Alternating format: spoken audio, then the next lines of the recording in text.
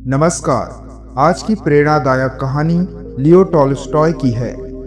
यह इंसान के लालच और अंत की सच्चाई को उजागर करती है। कहानी का शीर्षक है लालच का अंजाम। एक समय की बात है, एक आदमी के घर एक सन्यासी मेहमान बनकर आया। उस सन्यासी का खूब आदर सत्कार हुआ। रात में खाना खाने के बाद दोनों एक दूसरे से बात करने लगे। सन्यासी ने उस आदमी से पूछा, तुम अपने जीवन यापन के लिए क्या करते हो? आदमी ने उत्तर दिया, मैं गांव में छोटी मोटी खेती करता हूँ, पर हमेशा मुझे पैसों की दिक्कत रहती है। बस थोड़ी सी जमीन और मिल जाए तो सारी समस्याएं खत्म हो जाएगी। इस पर उस सन्यासी ने कहा, तुम यहाँ पर अपनी सारी जमीन जायदाद बेचकर साइबेरिया चले जाओ। वहाँ पर हजारों एकड़ जमीन तुम्हें सस्ते में मिल जाएगी।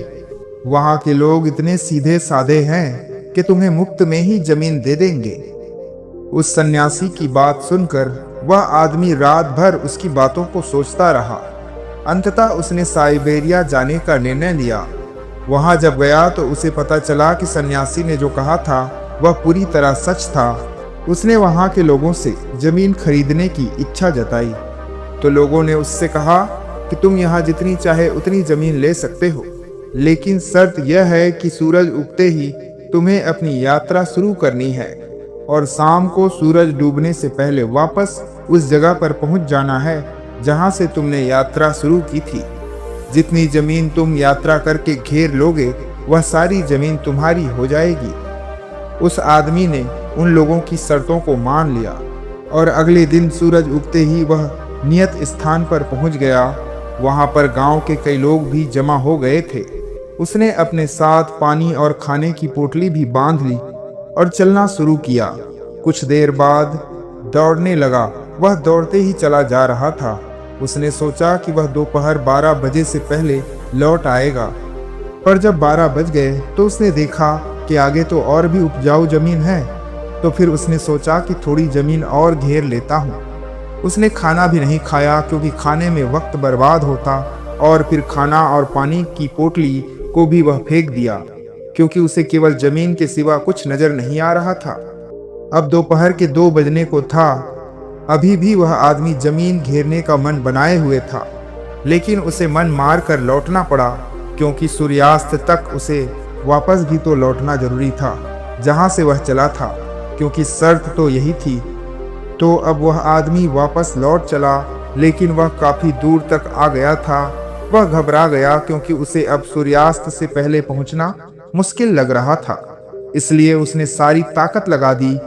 वह सुबह से दौड़ रहा था, लेकिन अब वह और तेज दौड़ने की कोशिश कर रहा था। लेकिन इस और अत्यधिक कोशिश और ना पहुंच पाने की चिंता में उसकी थकान और बढ़ती ही जा रही थी। सूर्य अस्त होने की ओर था और वह भी अपनी मंजिल के करीब पहुंच रहा था। उसे लोग दिखाई दे रहे थे और वे लोग उसे देखकर चिल्ला रहे थे, भागो भागो, सूरज डूबने वाला है।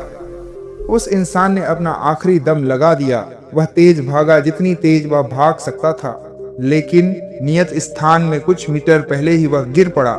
सूरज की आखिरी कोर क्षितिज पर रह गई थी और वह अब भी कोशिश कर रहा था। वह खुद को घिसटने लगा। वह घिसटते घिसटते आखिर अपने नियत स्थान पर पहुंच ही गया, लेकिन जैसे ही सूरज डूबा उस थके अधमरे आदमी ने अपना दम तोड़ दिया। फिर सारे गांव के लोग, जिन्हें वह आदमी बहुत ही सीधे साधे लोग समझता था, वे अब हंस रहे थे। आपस में बात कर रहे थे कि ऐसे पागल लोग हमारे गांव में आते रहते हैं। यह कोई नई बात नहीं है।